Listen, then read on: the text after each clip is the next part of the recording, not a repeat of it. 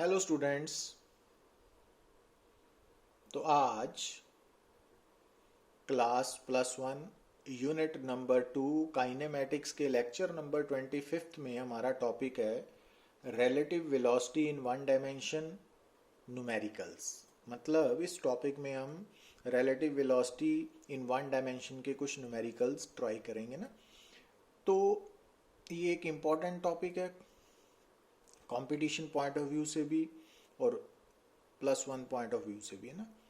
तो जैसा कि हमने अपने प्रीवियस लेक्चर में देखा, ध्यान से देखिए कि ये जो लिखा हुआ है इसका मीनिंग होता है कि velocity of point object A with respect to B.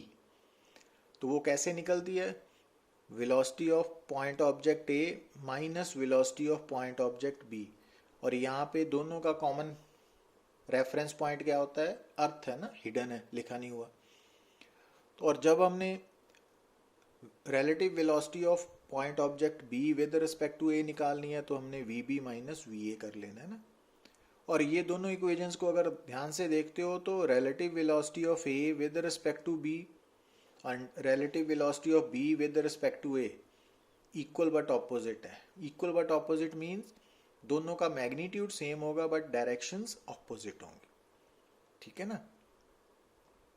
तो जैसा कि अगर मान लीजिए आपको बोला जाता है कि relative velocity of car A with respect to car B is 60 kilometre per our along north, ठीक है। तो relative velocity of car B with respect to car A क्या होगी? 60 kilometre per our along south, ठीक है ना। सिर्फ direction उलट होगी, मैग्नीट्यूड सेम रहेगा। तो ये बात आपने याद रखनी है। अच्छा, अब एक और बात, क्योंकि नॉर्मली ज़्यादातर सिचुएशंस में तो हमारे सामने एक पॉइंट ऑब्जेक्ट होता है और एक रेफरेंस होता है ना। मींस दो पार्टिकल्स होते हैं, उनमें से एक पॉइंट ऑब्जेक्ट है और दूसरा रेफरेंस है। बट जब हम रिलेटिव वेलोसिटी का टॉपिक पढ़ते हैं तो वहाँ पर हमारे सामने दो की जगह तीन पार्टिकल्स होंगे। मींस दो पॉइंट ऑब्जेक्ट्स हैं और एक साथ में रेफरेंस है ना। तो एक्चुअली जो दो पार्टिकल्स हैं ए एंड बी, उसके साथ तीसरा जो हिडन है वो अर्थ है। मींस नॉर्मली क्या होती है, जब हम कोई भी मोशन की प्रॉब्लम के साथ डील करते हो तो हमें एक ही पॉइंट ऑब्जेक्ट गिवन होता है ना। तो जो हिडन है वो अर्थ है ना, वो इंक्लूड कर लें तो दो बन गए टोटल। तो रिलेटिव वेलोसिटी की प्रॉब्लम में हमारे सामने दो पॉइंट ऑब्जेक्ट्स होंगे और तीसरा हिडन अर्थ होगी ना, जिसको ग्राउंड भी बोल देते हैं। तो उसका सिंबल हम कैपिटल ई भी यूज कर सकते हैं और कैपिटल जी भी यूज कर सकते हैं ना, ग्राउंड। तो अब यहां पर ए बी और तीसरा अर्थ है ना। तो अब अगर आपने relative velocity of A with respect to B लिखनी है तो कैसे लिखोगे? V A minus V B. तो अब यहां पर जो लिखा आपने ना, वहां पर देखिए, यहां पर आपने ए और बी को तो इंक्लूड कर लिया, ठीक है। अब जो ग्राउंड है, जो अब यहाँ पे मिसिंग है, उसको कहाँ पे ऐड करना है आपने? वो अंडरस्टूड है ना।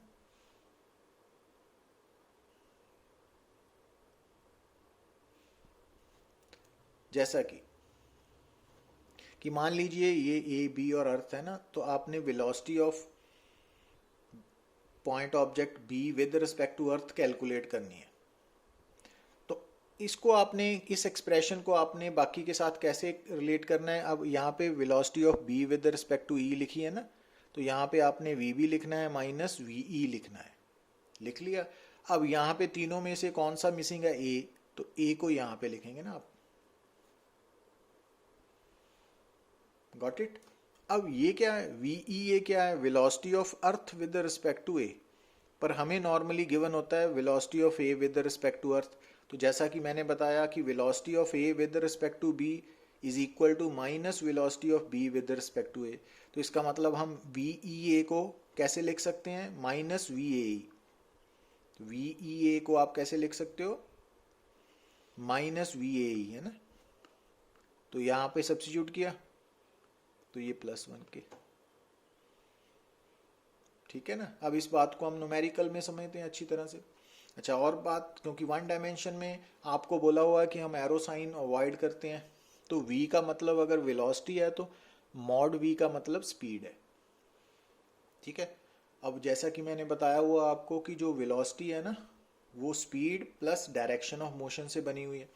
तो अब वन डायमेंशनल मोशन में हम जो डायरेक्शन है ना वो प्लस माइनस साइन से बताते हैं।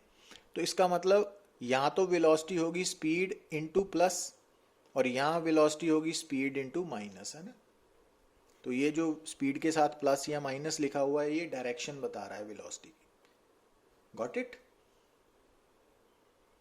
अब जैसे यहाँ पे देखिए, आप ध्यान से देखिए, आराम से देखिए कि प्रॉब्लम नंबर 1 को सॉल्व करना है हमने ना। तो आपने सबसे पहले स्टेटमेंट को पढ़िए। क्या गिवन है आपको? A jet plane is flying horizontally with a velocity of 600 kilometre per hour. इसमें एक तो पॉइंट ऑब्जेक्ट आ गया आपका जेट प्लेन, नोट कर लिया ना।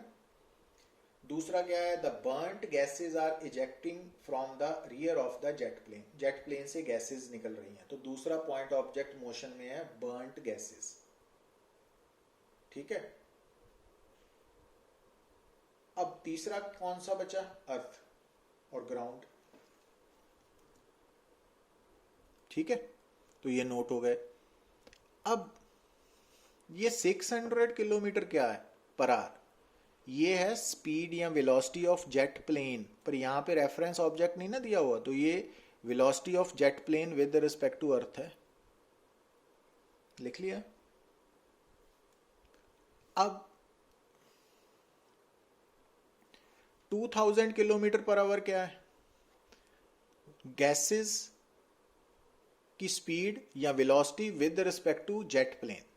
तो इट मींस जो 2000 है ना वो वेलोसिटी ऑफ गैसेस है with respect to jet plane. यहाँ पे कैपिटल जी जो है ना वो गैसेस का सिंबल है, ग्राउंड का नहीं है, ये ध्यान रखना, क्योंकि यहाँ पे अर्थ का सिंबल हमने ई ले लिया है ना।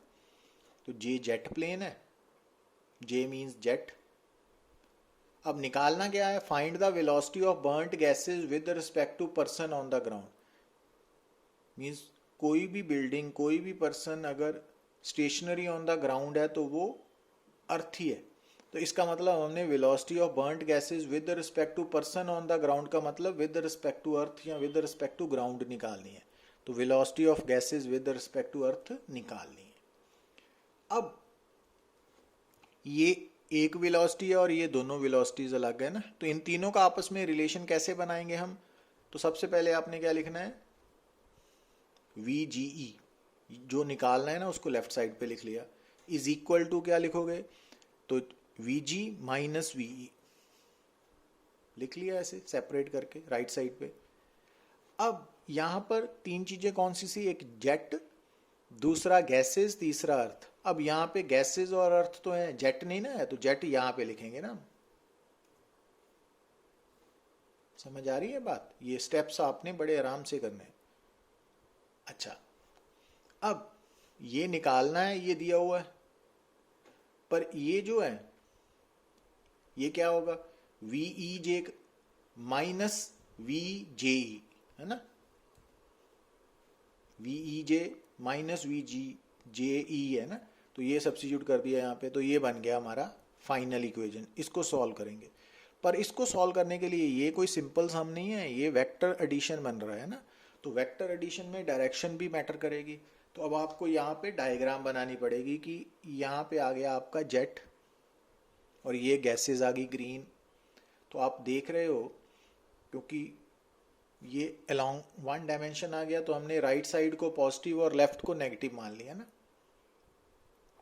इसका मतलब जो जेट की वेलोसिटी है वो प्लस आएगी और गैसेस की माइनस आएगी ना। तो जो वेलोसिटी ऑफ जेट है वो प्लस आएगी और जो वेलोसिटी ऑफ गैसेस है जी वो माइनस आएगी। तो क्योंकि वन डायमेंशनल में जो डायरेक्शन है ना वो प्लस माइनस से बताते हैं ना, ये बड़ा ज़रूरी है। तो वन डायमेंशनल मोशन में आपने स्ट्रेट लाइन में एक डायरेक्शन को प्लस मान लेना है, तो जो अपोजिट डायरेक्शन होगी वो ऑटोमेटिकली नेगेटिव होगी। तो जो वेक्टर क्वांटिटी प्लस की तरफ है उसको पॉजिटिव और जो माइनस की तरफ है उसको नेगेटिव लेके चलना है। तो ये कोई सिंपल सम नहीं है, वेलोसिटी एडिशन है, तो विद प्रॉपर साइन सब्स्टिट्यूट करना है ना। Got it. अब यहां पे देखिए आप, प्रॉब्लम नंबर 2 में क्या गिवन है आपको, 2 parallel rail tracks run north south, तो ये नॉर्थ डायरेक्शन है, ये साउथ है, तो हमने 2 पैरेलल ट्रैक्स ड्रॉ कर लिए। तो ऊपर वाले ट्रैक पे मींस ट्रेन ए रन कर रही है किस तरफ, जो दिया हुआ है ना आपने, नॉर्थ की तरफ, और बी ट्रैक जो ट्रेन है वो साउथ की तरफ जा रही है ना, ये बी वाली ट्रेन है, ये ए वाली ट्रेन है। तो अब क्योंकि 54 kilometre speed of train A है, तो यहाँ पे रेफरेंस नहीं ना दिया हुआ, तो वो विद रिस्पेक्ट टू अर्थ है ना, विद रिस्पेक्ट टू अर्थ है। Got it. अब इसके बाद क्या करेंगे हम, क्योंकि हम अगर साउथ वाली डायरेक्शन को प्लस मान लिया तो नॉर्थ वाली माइनस हो जाएगी। इसका मतलब अब जो वी ए ई है ना वो माइनस हो गई, और जो वी बी ई है वो प्लस होगी ना। ठीक है। अब हमने पहले केस में क्या निकालना है, relative velocity of B with respect to A कैसे निकलेगी, velocity of B with respect to A, V B minus V A, और साथ में रेफरेंस ई है ना, तो वो सब्स्टिट्यूट किया। तो प्लस आने का मतलब है कि relative velocity of B with respect to A, उसका मैग्नीट्यूड तो 144 किलोमीटर पर आ रहा है, बट उसकी डायरेक्शन साउथ की तरफ है। अब जो बी पार्ट है उसमें क्या फाइंड आउट करना है, relative velocity of ground with respect to B. तो velocity of earth with respect to B कैसे निकलेगी, minus velocity of B with respect to earth. अब velocity of B with respect to earth plus 90 है ना, तो वो यहाँ पे सब्स्टिट्यूट कर दिया, तो माइनस 90 हो गया। इसका मतलब velocity of earth with respect to B क्या होगी, नेगेटिव, पर नेगेटिव डायरेक्शन तो नॉर्थ है ना, यहाँ पे आप नॉर्थ है, तो इसका मतलब relative velocity of earth with respect to B क्या होगी, नॉर्थ की तरफ, और मैग्नीट्यूड 90 किलोमीटर पर आवर।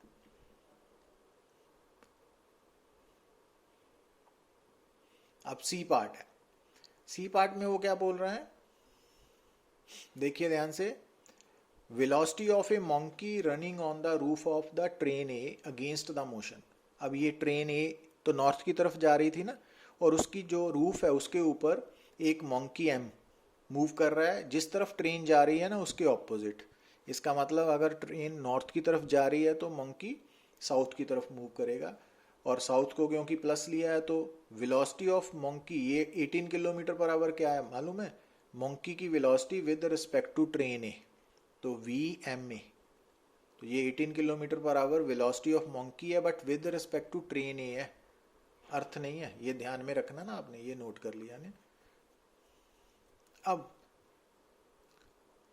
यहाँ पे ट्रेन ए है, मंकी है और अर्थ है, तो velocity of train A with respect to earth दी हुई है, velocity of monkey with respect to train A दी हुई है।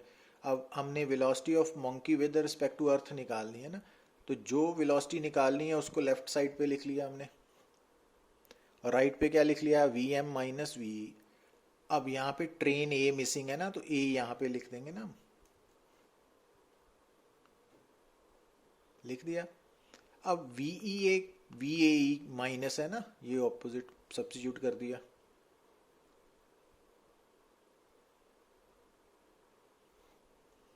ना, ये इक्वेशन बन गई। अब वी एम ए की वैल्यू और वी ए ई की वैल्यू यहाँ से सब्स्टिट्यूट की तो -30, इसका मतलब velocity of monkey with respect to earth 36 है किलोमीटर पर आवर, और नेगेटिव साइन का मतलब है अलोंग नॉर्थ है।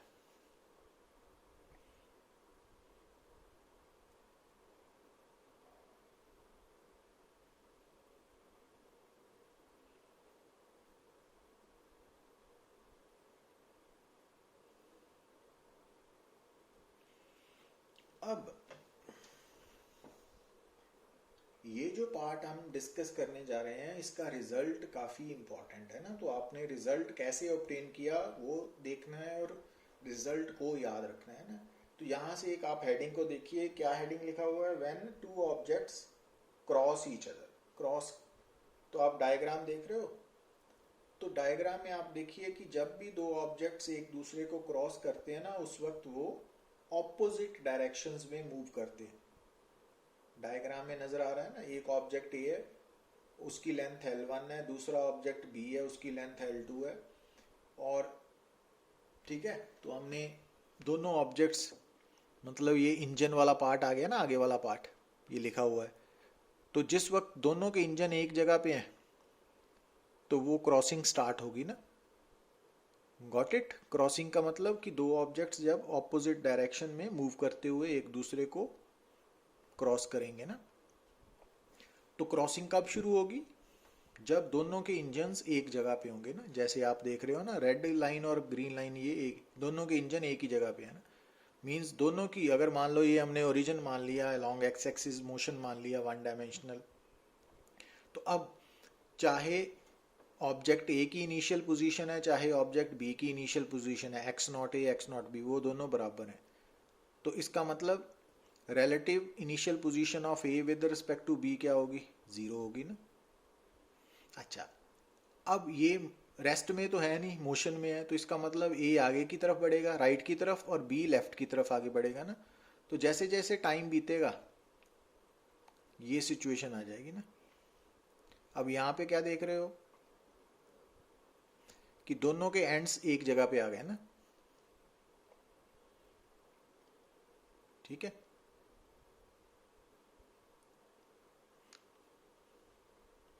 और ये शुरू में है जब टाइम 0 है, और आफ्टर टाइम t ये सिचुएशन आ गई। इट मीन्स यहाँ से क्रॉसिंग शुरू हुई, यहाँ पे ख़त्म होगी। अब क्योंकि हम जो पोजीशन नोट कर रहे हैं ना, वो इंजन की कर रहे हैं, तो अब जो ए का इंजन है वो ओरिजिन से कितनी दूर आ चुका है? एक्स नॉट प्लस L1, ठीक है। और जो बी का इंजन है वो ओरिजिन से कितनी दूर है? X not minus L2। ये समझ आ गया ना आपको? क्योंकि ये वाली जो लाइन है, ये वाली लाइन, ये एक्स नॉट है ना, तो ये, क्योंकि यहाँ पे इंजन था ना पहले ए और बी दोनों का, अब ये ए वाला इंजन आगे बढ़ चुका है कितना? L1, और ये लेफ्ट की तरफ आगे बढ़ चुका है ना L2, तो एक्स बी एक्स से निकाल लिया। अब अगर आप एक्स ए से एक्स बी माइनस करोगे तो वो क्या आएगी? वो आएगी final position of A with respect to B, ठीक है। अच्छा, अब final position of A with respect to B क्या होती है? Initial position of A with respect to B plus relative velocity of a with respect to b into time taken, है ना। ये फार्मूला हमने डिराइव किया था। तो अब ये वैल्यू आप हमने कितनी निकाली हुई है? L1 प्लस L2, और ये वैल्यू 0 है, और ये तो यहाँ से t ये आ गया ना। अब ये रिजल्ट इंपॉर्टेंट है हमारे लिए। यहाँ पर हम कौन सा आर्टिकल टॉपिक डिस्कस कर रहे हैं? क्रॉसिंग का। तो क्रॉसिंग में जब दो ऑब्जेक्ट्स क्रॉस करेंगे एक दूसरे को, तो एक बात तो ये है कि दोनों की वेलोसिटीज ऑपोजिट होंगी ना, वो दोनों ऑपोजिट डायरेक्शन में मूव करेंगे। और यहाँ पर स्मॉल t क्या है कि दोनों ऑब्जेक्ट्स को क्रॉसिंग करने में कुल कितना वक्त लगा, टाइम लगा, समय कितना लगा, या क्रॉसिंग के दौरान कितना समय बीता। तो टाइम इलैप्स्ड ड्यूरिंग क्रॉसिंग। तो आपने नोट क्या किया कि ये जो t का रिजल्ट आ रहा है ना, ये बड़ा इंपॉर्टेंट है। कैसे इंपॉर्टेंट है कि इसको याद कैसे रखना है कि अगर दो ऑब्जेक्ट्स एक दूसरे को क्रॉस कर रहे हैं तो उनको क्रॉसिंग के लिए कितना टाइम लगेगा? दोनों की total length L1 plus L2 divided by relative velocity of object A with respect to object B, ठीक है। अब जो relative velocity of object A है विद रिस्पेक्ट टू B, वो क्रॉसिंग में कितनी होगी? क्योंकि क्रॉसिंग के दौरान, क्योंकि जब हम रिलेटिव वेलोसिटी निकालते हैं तो कैसे निकालते हैं? VAB कैसे निकालते हो? VA velocity minus VB velocity.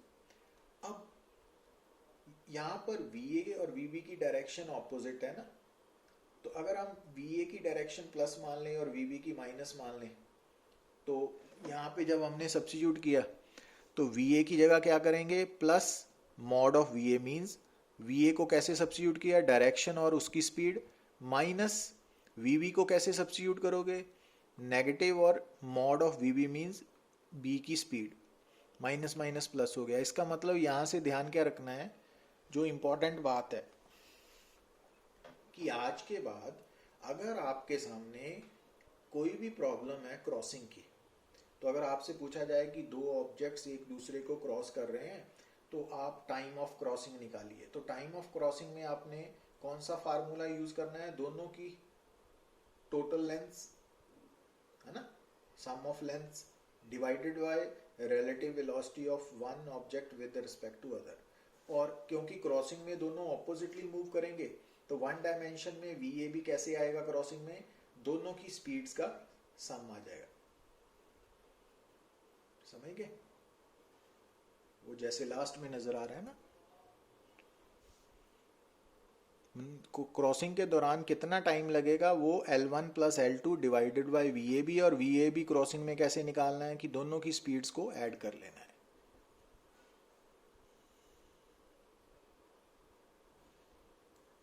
अब यहां पे है when one object overtakes the other. Overtaking का मतलब समझते हो, यहाँ पे डायग्राम देखिए कि एक स्ट्रेट पाथ एक्स एक्सिस के ऊपर एक ऑब्जेक्ट ए है और दूसरा बी है, और इस डायग्राम में आप देखिए कि जो ए ऑब्जेक्ट है ना वो बी से आगे है, और इस वक्त ध्यान से देखिए डायग्राम, आराम से देखिए, तो इस वक्त जो बी ऑब्जेक्ट है ना, जो पीछे है, जो फॉलो कर रहा है ऑब्जेक्ट, जो पीछा कर रहा है बी, ठीक है ना, यहाँ पे बी को हमने मान लिया कि ए का पीछा कर रहा है, ए आगे है बी पीछे है। तो आप ध्यान से देखिए कि इस वक्त स्क्रीन के अकॉर्डिंगली जो बी ऑब्जेक्ट का इंजन है ना, आगे वाला पार्ट है, वो ए के बिल्कुल एंड से मिल रहा है ना, ध्यान से देखिए। तो इसका मतलब अब बी ने ए को ओवरटेक करना शुरू कर दिया, यहां से ओवरटेकिंग स्टार्ट हुई, तो इस टाइम को हमने जीरो मान लिया। अब अगर हम यहां देखिए, अगर हम जो बी का इंजन है, तो ये क्योंकि जीरो टाइम इनिशियल टाइम है तो हम बी की पोजीशन नोट कर लेते हैं एक्स नॉट बी। तो उस वक्त ए की इनिशियल पोजीशन क्या होगी, एक्स नॉट ए, पर डायग्राम के accordingly x naught A x naught B से कितनी ज़्यादा है, L1 ज़्यादा है ना, क्योंकि L1 ए की लेंथ है, तो ये लिख लिया। अब initial position of B with respect to A क्या होगी, माइनस L1 आ गई है ना, आ गई। अच्छा, अब जैसे जैसे टाइम बीतेगा, क्योंकि ओवरटेक करने के लिए जो v है ना उसकी वेलोसिटी a से ज़्यादा होनी चाहिए, मतलब जो पीछा कर रहा है उसकी वेलोसिटी अगर ज़्यादा होगी तभी वो आगे वाले को ओवरटेक कर पाएगा ना, ये बात कॉमन सेंस है। तो अब ओवरटेकिंग कंप्लीट कब होगी, जब b का एंड a के इंजन के मैच कर गया ना, जैसे ये हो गया। तो अब यहाँ पे हमने ए के इंजन की फाइनल पोजीशन एक्स ए नोट कर ली और साथ में बी के इंजन की फाइनल पोजीशन एक्स बी, और यहाँ से देखिए यहाँ एक्स बी अब ज़्यादा हो गया ना एक्स ए से, कितना, प्लस L2। समझ आ रही है ना बात। तो ये उस वक्त है जब ओवरटेकिंग कंप्लीट होगी। तो जब ओवरटेकिंग स्टार्ट हुई थी वो टाइम जीरो था, जब ओवरटेकिंग कंप्लीट हुई तब टाइम टी है। इसका मतलब ओवरटेकिंग के लिए कितना टाइम लगा, टी। अब अगेन वही बात, अब एक्स बी ए की वैल्यू कैसे निकालोगे आप, X B minus X A, L2 आ गया ना। तो अब X B A final position of B with respect to A कैसे होगी, initial position of B with respect to A plus relative velocity of B with respect to A into time. अब यहाँ पे एक्स बी ए की value L2 निकाली हुई है, x naught B ए की वैल्यू माइनस L1 निकाली हुई है, तो यहाँ से टी क्या आ गया, L2 plus L1 over V B A, है ना। इसका मतलब ध्यान से देखिए कि चाहे ओवरटेकिंग है चाहे क्रॉसिंग है, तो टाइम टेकन क्या होगा, दोनों ऑब्जेक्ट्स की लेंथ का सम होगा L1 प्लस L2 ऊपर, और नीचे रिलेटिव वेलोसिटी होगी। पर फर्क कहाँ पे होगा, क्योंकि ओवरटेकिंग में दोनों वेलोसिटी सेम डायरेक्शन में है ना, तो VBA की वैल्यू जब निकालेंगे तो VB माइनस VA करेंगे, वेलोसिटी डिफरेंस ले गए, बट VBA को आप प्लस स्पीड लिखोगे, माइनस प्लस स्पीड लिखी ना। तो अब यहाँ पे क्या फर्क आया कि जब आपने वन डायमेंशनल मोशन है, तो वन डायमेंशनल मोशन में जो बात मैं अब बताने चाह रहा हूँ फाइनली, वन डायमेंशनल मोशन में जब दो ऑब्जेक्ट्स एक दूसरे को ओवरटेक करेंगे, है ना, एक ऑब्जेक्ट दूसरे को ओवरटेक करेगा रादर, तो उस केस में कितना टाइम लगेगा, दोनों की लेंथ का सम, नीचे क्या लिखोगे आप, relative velocity of one object with respect to other, है ना। तो इस जो रिलेटिव वेलोसिटी निकालोगे आप, वो कैसे निकालोगे, क्योंकि ओवरटेकिंग में दोनों ऑब्जेक्ट सेम डायरेक्शन में मूव कर रहे हैं, तो दोनों की स्पीड्स का डिफरेंस लोगे, ठीक है ना, ज्यादा स्पीड से कम स्पीड करोगे। पर अगर क्रॉसिंग है तो क्रॉसिंग का टाइम जो है वो total length of both objects divided by relative velocity, पर क्रॉसिंग में क्योंकि दोनों ऑपोजिट डायरेक्शन में मूव कर रहे हैं, तो वहां पे रिलेटिव वेलोसिटी का मैग्नीट्यूड कैसे निकलेगा, दोनों की स्पीड्स के सम के इक्वल। समझ आई बात। मीन्स आज के बाद चाहे आप क्रॉसिंग को डिस्कस कर रहे हो चाहे ओवरटेकिंग को, जो टाइम टेकन है वो total length divided by magnitude of relative velocity है। तो magnitude of relative velocity crossing में कैसे निकलेगा, दोनों की स्पीड्स का सम, और magnitude of relative velocity overtaking में कैसे निकलेगा, दोनों की स्पीड्स का डिफरेंस। समझ आई बात। तो ये मेन रिजल्ट है जो आपको हमेशा माइंड में रखना है। तो ये इतनी डिस्कशन करने के बाद ये फाइनल रिजल्ट है, क्योंकि ये यूज होगा ना। यहाँ पे देखिए आप, यहाँ पे आपको दी हुई ना दो ट्रेन्स है 90 metre and 120 metre in length, तो L1 90 होगी, L2 120 होगी, रनिंग इन ऑपोजिट डायरेक्शंस है, ठीक है, पैरेलल ट्रैक्स हैं, वेलोसिटी 72 एंड 36 हैं। तो एक की स्पीड हमने लिख ली V1 72, दूसरी की स्पीड V2 मॉड 36। अब क्योंकि क्रॉस वाला टाइम निकालना है तो यहाँ पर रिलेटिव स्पीड की कैसे लिखोगे आप, दोनों की स्पीड्स का मैग्नीट्यूड सम लिखोगे ना, तो उसको मीटर में कन्वर्ट कर लिया। तो अब टाइम टेकन क्या है, total length over relative velocity का मैग्नीट्यूड, तो वो 30 निकाला हुआ है, तो आंसर आ गया। समझ आई बात। अब यहां पे देखिए आप, two trains each of length 100 metre are running on parallel tracks, one overtakes the other in 20 second. तो ओवरटेकिंग का टाइम 20 है, क्रॉसिंग का टाइम 10 सेकेंड है। तो हमने दोनों की वेलोसिटीज मींस स्पीड्स ही निकालनी है बेसिकली। तो अब जो क्रॉसिंग का टाइम है TC, वो हो गया L1 plus L2 over V12। पर V12 कैसे निकलेंगे, क्रॉसिंग में दोनों की स्पीड्स ऐड होंगी ना। तो हमने पहली की स्पीड मॉड V1 लिख ली, दूसरे की मॉड V2, है ना। तो यहाँ से हमें ये TC टाइम दिया हुआ है 10, L1 L2 भी दी हुई है 100 मीटर ईच, तो वहाँ से mod V1 plus mod V2 निकल आया 20, इक्वेशन नंबर 1। अब इसी तरह से ओवरटेकिंग का टाइम क्या हो गया, L1 plus L2 over V12, but यहाँ पे V12 क्या आएगी, दोनों की स्पीड्स का डिफरेंस, है ना। याद है ना, ओवरटेकिंग में डिफरेंस और क्रॉसिंग में सम। तो यहाँ पे ये दूसरी इक्वेशन आ गई। अब ये जो दो इक्वेशंस बन गई आपके सामने, इनको सॉल्व करके आप मॉड V1 मॉड V2 निकाल सकते हो। समझ आई बात। ये इंपॉर्टेंट न्यूमेरिकल्स हैं, आप ना पूरा टाइम लीजिए, उसके बाद सॉल्व करना है इसको। अब प्रॉब्लम नंबर 5 में देखिए आप, a car travelling at 60 kilometre per hour overtakes another car traveling at 42 kilometre per hour. तो assuming each car of length 5 metre each, find the time taken during overtaking। तो overtaking का time कैसे निकालोगे आप, तो अब T0 is equal to L1 plus L2 over V12, है ना, मॉड लेना है हमने। अब क्योंकि ओवरटेकिंग है तो दोनों स्पीड्स का डिफरेंस लोगे ना आप। अब ये जो लेंथ मीटर में दी हुई है, स्पीड्स आपको किलोमीटर पर आवर में दी हुई हैं, तो आपको किलोमीटर पर आवर को मीटर पर सेकंड में कन्वर्ट करना है और सॉल्व कर लेना है ना। और साथ में आपने क्या कैलकुलेट करना है, total road distance used for the overtake. अब यहाँ डायग्राम देखिए, यहाँ ओवरटेकिंग स्टार्ट हुई है ना, कि 2 आगे थी 1 पीछे थी। तो जब ओवरटेकिंग स्टार्ट होती है तो जो आगे वाली है उसका जो एंड है वो पीछे वाली के इंजन के बराबर होगा ना। और जब ओवरटेकिंग कंप्लीट होगी तो जो पीछे वाली थी उसका एंड आगे वाली के इंजन के ही बराबर हो जाएगा ना। है ना, ये बताया हुआ। तो हमने ओवरटेकिंग के दौरान ये बताना है कितना रोड डिस्टेंस कवर हुआ ना। तो आप देख रहे हो यहाँ से लेके initial position of engine of one और final position of engine of two one, यहाँ तक का ना, ये किसका होगा, स्पीड इनटू टाइम।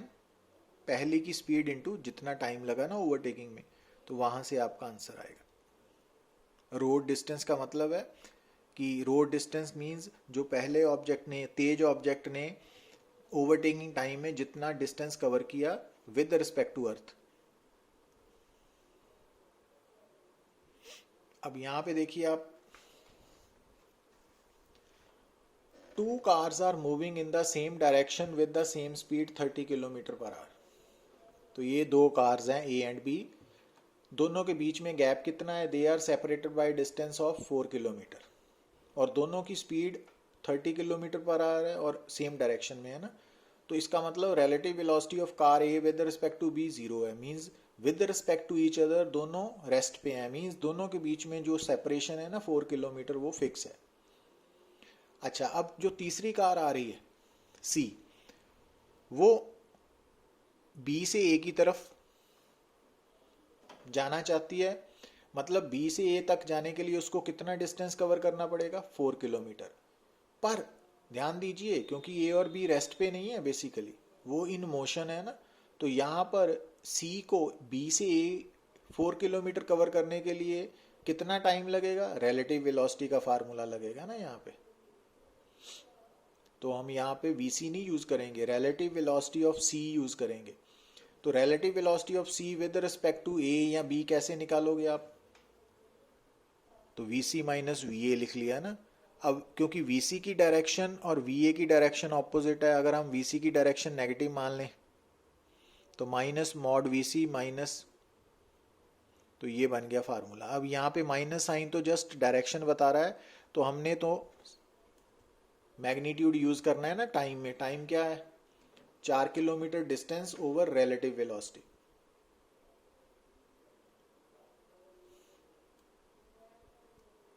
अब टाइम 5 मिनट्स दिया हुआ है ना, इसको आपने आवर में कन्वर्ट कर लिया, तो यहां से वीसी निकलेगा। तो ये थोड़ा सा टफ टॉपिक होता है, तो ये आपको सिचुएशन को रियलाइज करना पड़ेगा ना, तभी आप सॉल्व कर पाओगे। तो इसके लिए आपको लेक्चर्स, थ्योरी प्लस प्रैक्टिस दोनों पे डिपेंड होना पड़ेगा ना। So thank you very much.